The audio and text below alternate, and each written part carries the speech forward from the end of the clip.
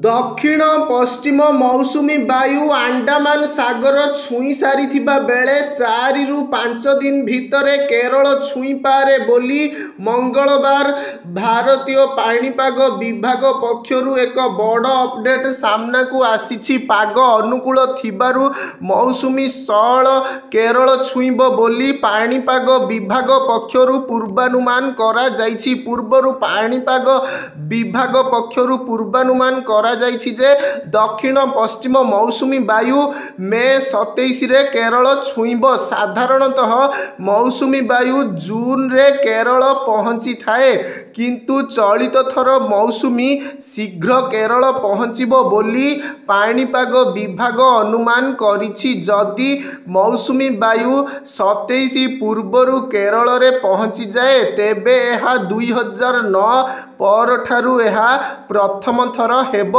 2009 रे मौसुमी 23 मे रे केरल रे पहुँची थिला। साधारणतः दक्षिण पश्चिम मौसुमी जून 1 रे केरल रे पहुँचीबा परे सारा भारत रे वर्षा होई जाई थाए। सेप्टेम्बर रे मौसुमी भारतर उत्तर पश्चिम अंचलरू हटी जाई थाए। अक्टोबर रे संपूर्ण भावे भारतर उत्तर पश्चिम अंचलरू मौसुमी फेरी जाए बोली आकलन रहिछि।